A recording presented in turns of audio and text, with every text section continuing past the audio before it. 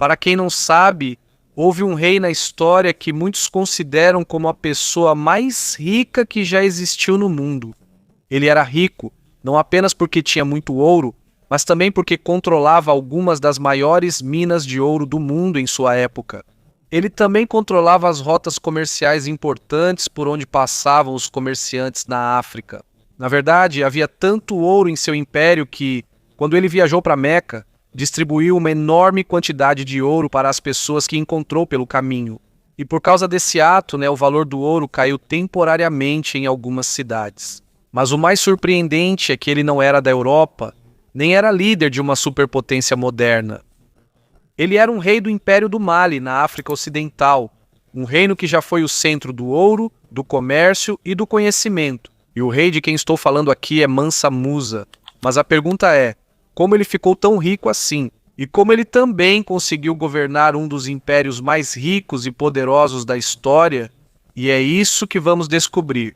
Mas antes de começarmos a discussão, gostaria de pedir que você deixe um like e se inscreva no nosso canal.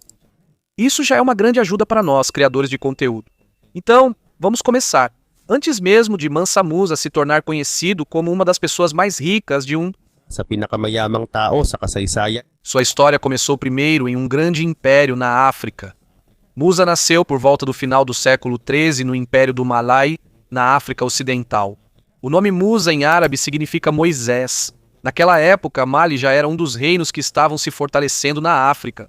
Muitos comerciantes passavam por lá porque estava em uma localização privilegiada para o comércio.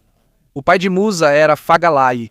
Ele vinha da família Keita, e foi a família Keita que governou o Império do Mali.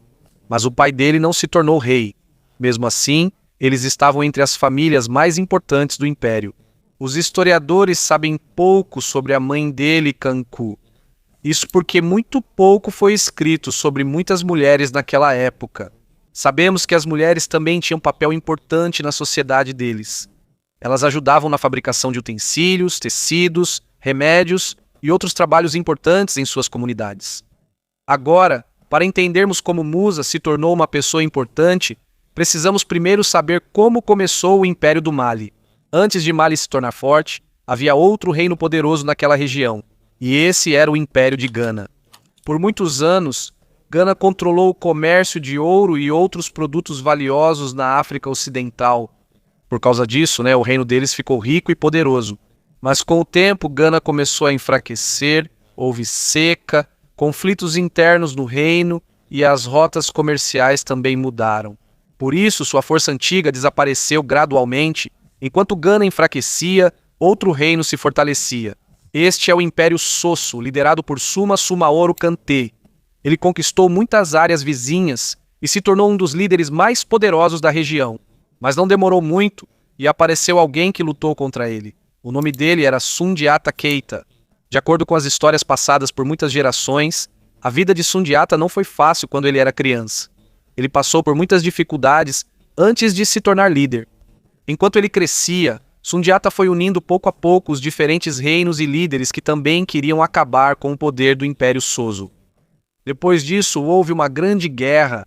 Em 1335, o exército de Sundiata e o exército de Sumaoro Kante se enfrentaram em uma batalha que mudou a história da África Ocidental. E foi aí que Sundiata saiu vitorioso. Por causa dessa vitória, nasceu o Império do Mali. A partir de então, seu território se expandiu rapidamente. Eles controlaram as rotas comerciais mais importantes e algumas das maiores fontes de ouro do mundo.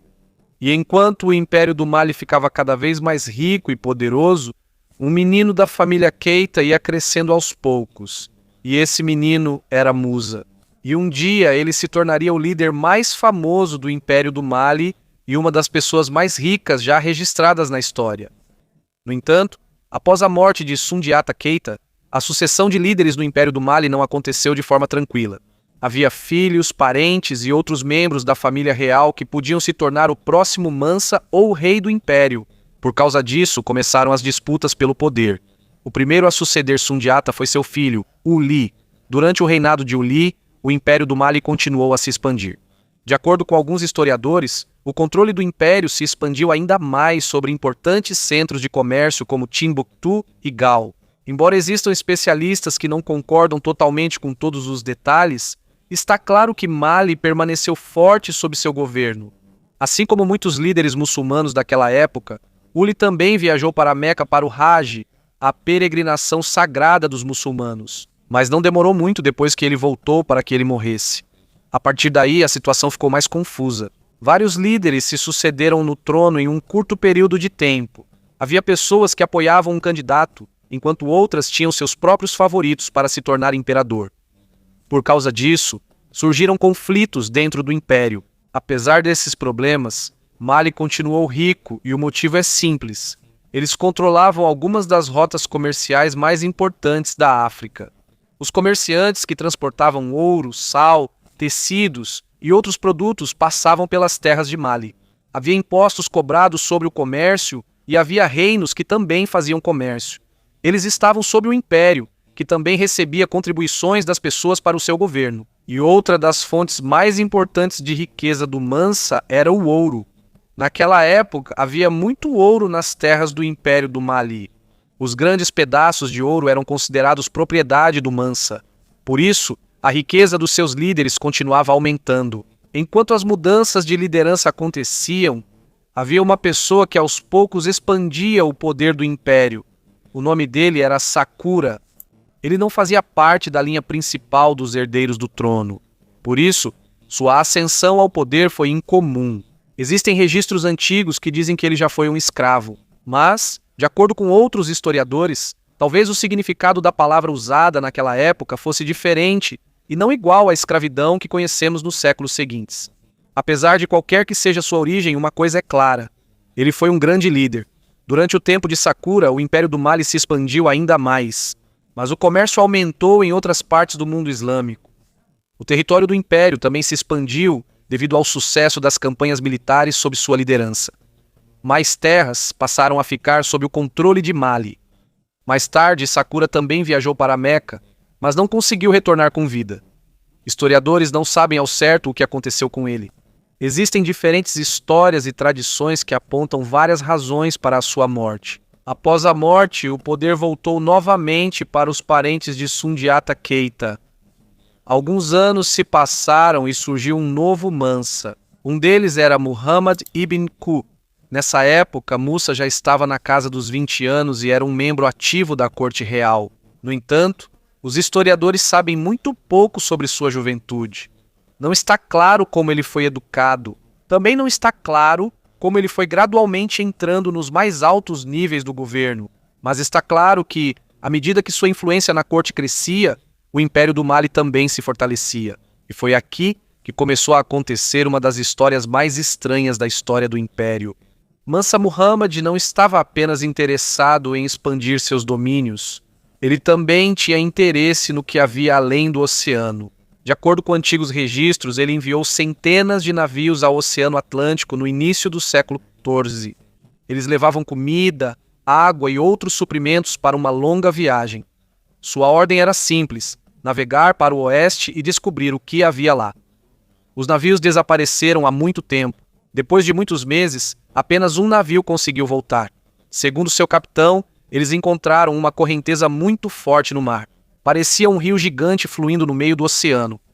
O capitão acrescentou que, enquanto os outros navios continuaram, ele decidiu voltar. Mas em vez de sentir medo, Mansa Muhammad ficou ainda mais interessado no mistério do que havia no oeste. E a decisão que ele tomaria depois disso mudaria o curso da história do Império Mali para sempre. Enquanto Mansa Muhammad estava ocupado com seu sonho de descobrir o que havia do outro lado do Oceano Atlântico, havia uma pessoa que estava se preparando aos poucos para uma responsabilidade ainda maior. Essa pessoa era Musa. Antes de partir para sua segunda expedição marítima no início do século XIV, Muhammad deixou Musa encarregado de governar o Império Mali durante sua ausência. Em outras palavras, Musa tornou-se o líder temporário de um dos maiores impérios da África. Isso não era uma tarefa pequena. Naquela época, o Império Mali já era imenso. Era composto por muitas cidades, vilarejos e diferentes grupos de pessoas, cada um com sua própria língua e costumes.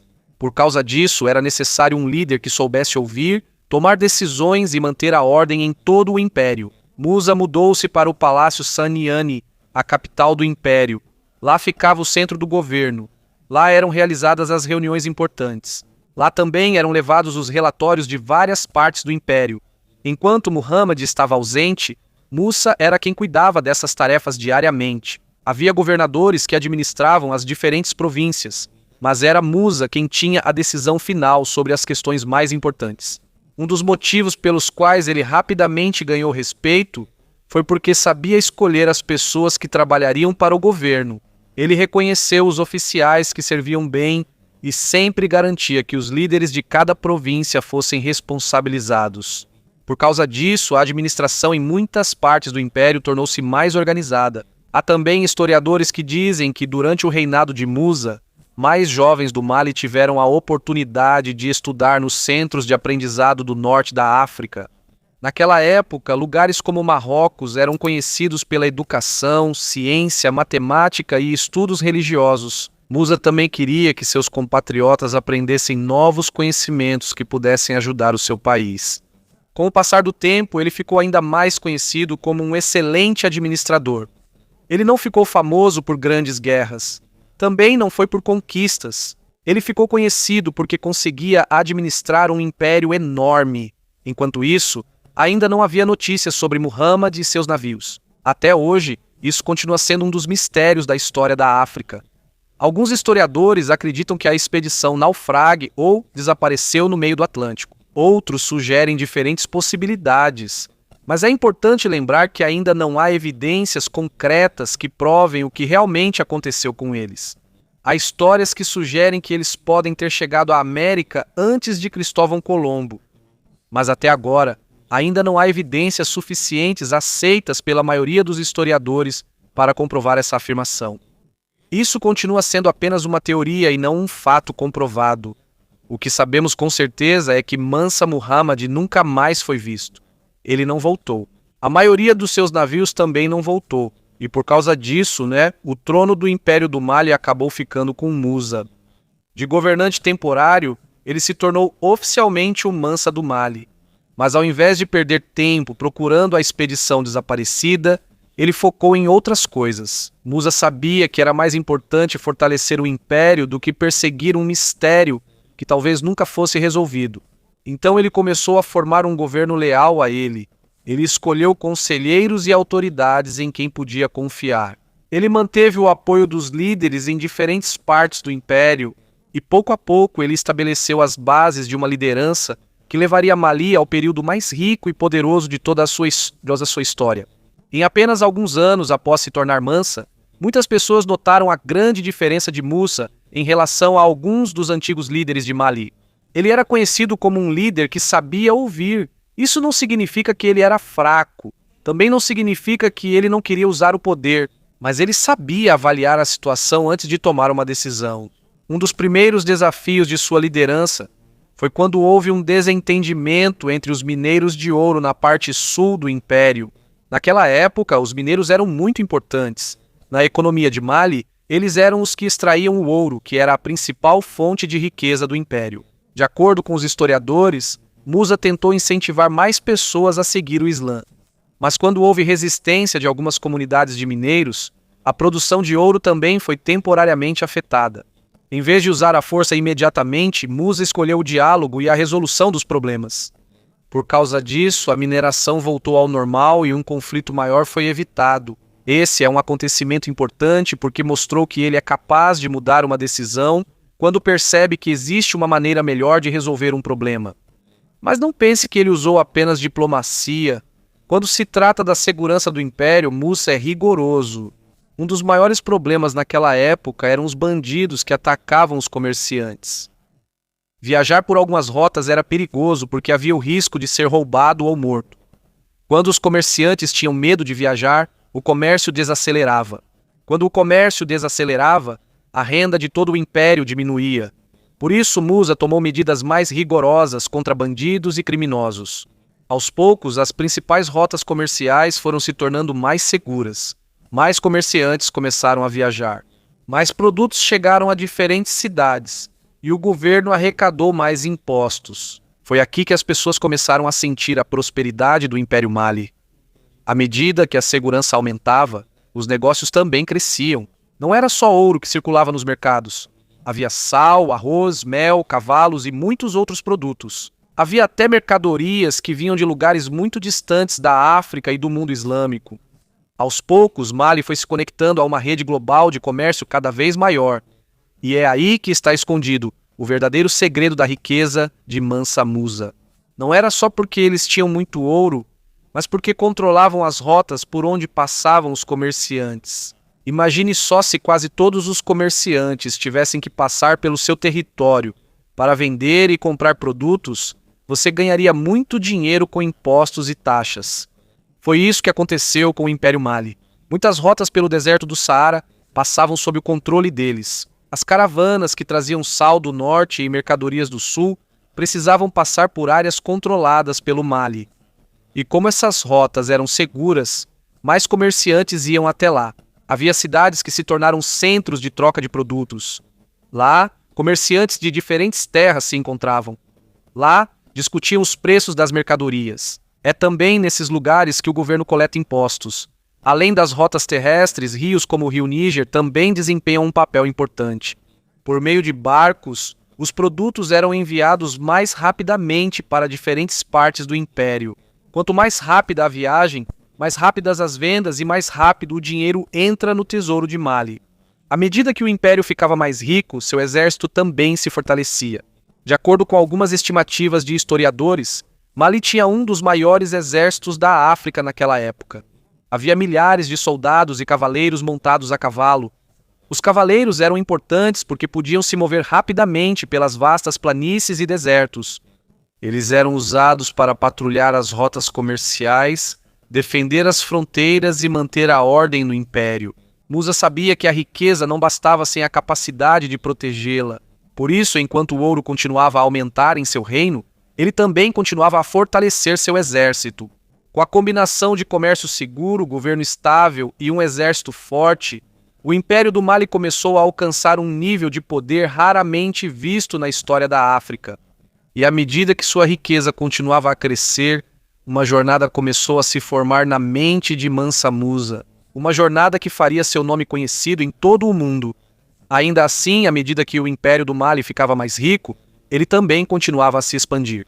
De acordo com os historiadores, nos primeiros anos do governo de Mansa Musa, ele ainda acrescentou novos territórios ao seu império.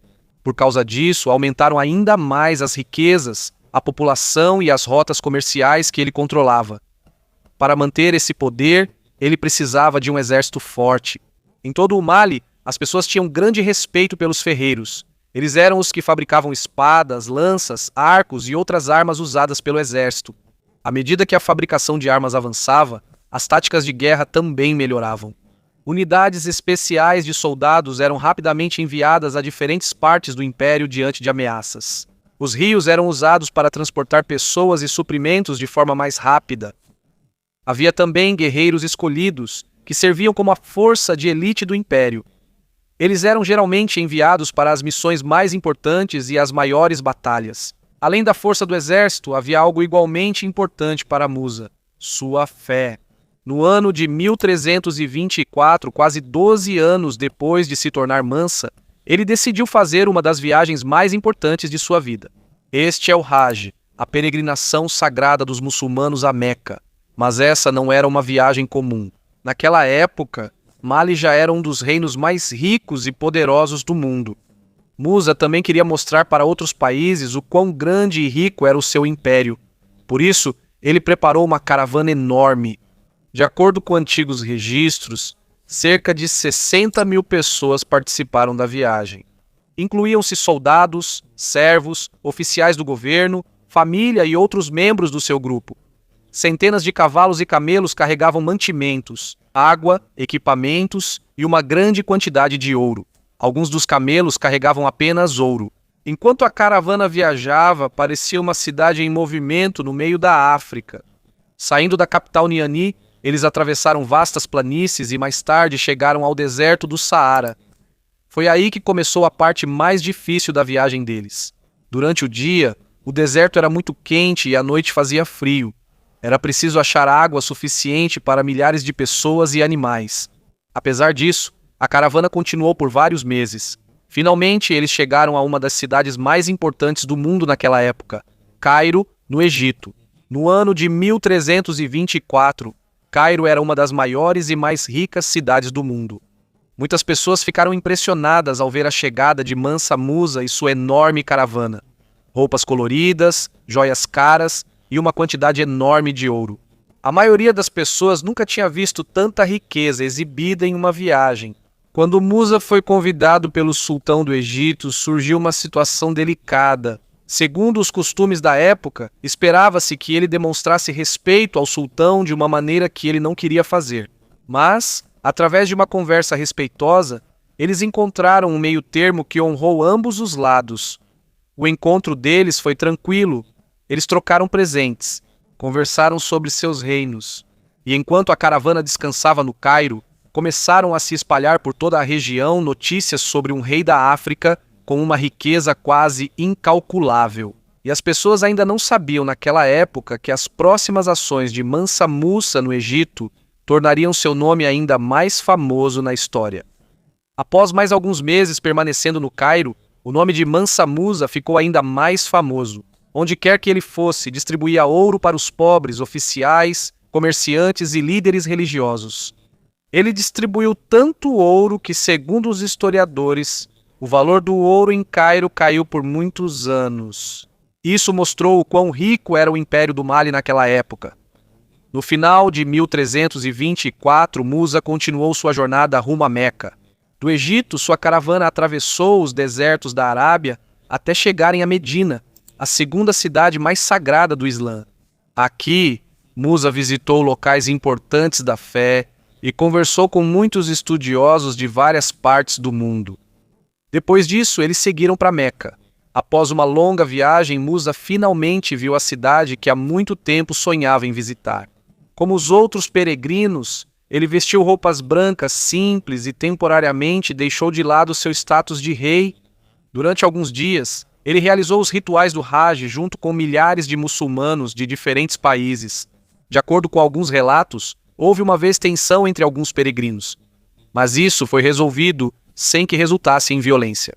Quando terminou o Hajj, Musa recebeu o título de Haji, uma honra concedida àqueles que completam a peregrinação sagrada. Algumas histórias dizem que ele gostou muito da vida em Meca e queria ficar lá por mais tempo. Mas enquanto ele estava na Arábia, começaram a chegar notícias do Mali. Havia problemas que precisavam ser resolvidos dentro do império e também havia tensão nas terras vizinhas. Por causa disso, ele decidiu voltar para casa. Antes de partir, ele convidou alguns estudiosos, professores, líderes religiosos e especialistas para acompanhá-lo até Mali. Um dos que o acompanharam foi Abu Ishaq al-Sahili, um renomado arquiteto e poeta que mais tarde teria grande influência na arquitetura do Império do Mali. Enquanto voltavam para a África, as notícias sobre a riqueza de Mansa Musa se espalharam ainda mais nos mercados e centros comerciais. Mercadores da Europa, Ásia e África falavam sobre o rei do Mali que carregava uma quantidade enorme de ouro. Muitos ficaram interessados na origem da riqueza do seu império. No entanto, a localização exata das minas de ouro do Mali permaneceu um segredo para muitos estrangeiros. Enquanto continuavam a viagem de volta, a jornada não foi fácil. Alguns membros da caravana ficaram doentes. Alguns também morreram devido às dificuldades da viagem e aos perigos do deserto. Como já havia distribuído muito ouro durante sua viagem, Musa foi obrigado a pedir dinheiro emprestado e suprimentos enquanto estava no Cairo para poder continuar o retorno ao Mali. Mas mesmo assim, ele continuou sendo um dos líderes mais ricos do mundo. Quando a caravana se aproximava da África Ocidental, uma notícia importante chegou. De acordo com relatos, um dos seus generais derrotou Songhai e conquistou a cidade de Gao, um importante centro comercial da região. Para Musa, essa vitória era extremamente importante. Não apenas porque aumentou seu território, mas também porque fortaleceu ainda mais o controle do Mali sobre as rotas comerciais da África Ocidental. Por causa disso, ele mudou sua rota de volta para casa e foi diretamente para Gao. Lá, ele supervisionou pessoalmente o acordo com os líderes derrotados. Em vez de destruir o governo deles, ele permitiu que administrassem alguns assuntos locais enquanto permaneciam sob o domínio do Império do Mali. Esse era um método frequentemente usado por Musa. Ele preferia ter lealdade e estabilidade a guerras intermináveis. À medida que se aproximava da capital, ficava claro para todos que ele não era só um rei rico. Mansa Musa já era um líder reconhecido em toda a África e em grande parte do mundo conhecido em sua época. Depois que Mali conquistou Gao, Mansa Musa não ganhou apenas território. Ele também passou a controlar uma rota comercial mais importante em Gao, e Musa notou a antiga mesquita da cidade. Segundo registros, ele não gostou da aparência dela e mandou construir um edifício mais forte e bonito. Assim, o estilo arquitetônico do Mali ficou mais conhecido. As paredes eram grossas, feitas de barro, madeira, fibras e outros materiais facilmente encontrados na região. A aparência era simples, mas era resistente e adequada ao clima quente da África Ocidental. De Gao, Musa seguiu para Timbuktu, e foi aqui que suas ambições cresceram ainda mais. Ele viu que Timbuktu não era uma cidade comum. Ela ficava perto do rio Níger. Os comerciantes passavam por aqui e era um ótimo lugar para se tornar um centro de comércio, religião e educação. Assim, no governo de Musa, Timbuktu se desenvolveu ainda mais. Ele construiu uma mesquita, uma escola e edifícios que marcaram a história do Mali. Uma das mais conhecidas é a Mesquita Djinguereber, que até hoje é considerada uma parte importante da história de Timbuktu. O estudo também floresceu na cidade. Chegaram estudiosos, professores, especialistas em direito, matemática, astronomia e estudos islâmicos. Por causa disso, Timbuktu não se tornou apenas um lugar de comércio, também se tornou um lugar de conhecimento. Ao retornar para a capital Niani, Musa foi recebido pelo povo como um herói. Ele não trouxe apenas as histórias de sua Hajj, ele também trouxe novas ideias do Egito, Arábia e norte da África. Ele usou isso para melhorar seu império, mandou construir mesquitas, fortaleceu a educação e ele abriu ainda mais Mali para se relacionar com outras partes do mundo. Mas, à medida que Mali ficava mais forte, mais estrangeiros se interessavam por suas riquezas, principalmente pelo ouro.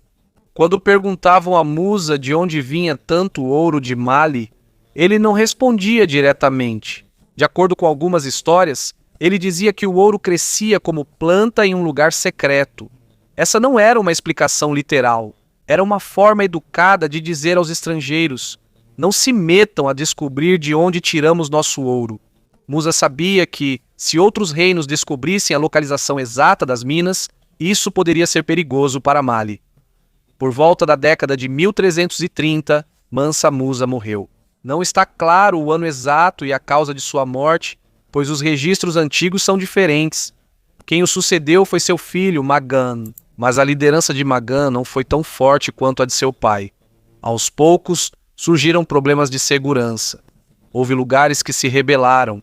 Havia grupos inimigos que atacaram, e as cidades que antes eram seguras na época de Musa começaram a enfraquecer.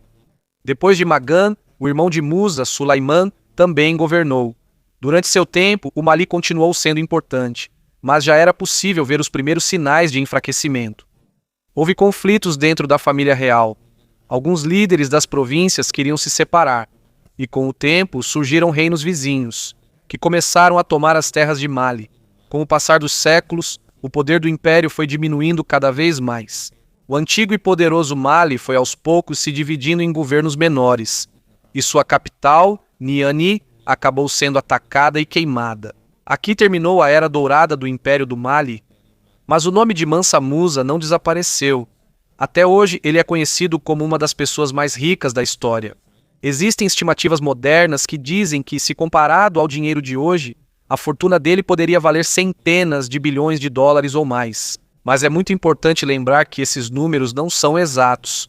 É difícil medir a riqueza de um rei da época medieval. Ainda mais se a base forem velhas histórias, comércio de ouro e registros escritos muitos anos depois da vida dele.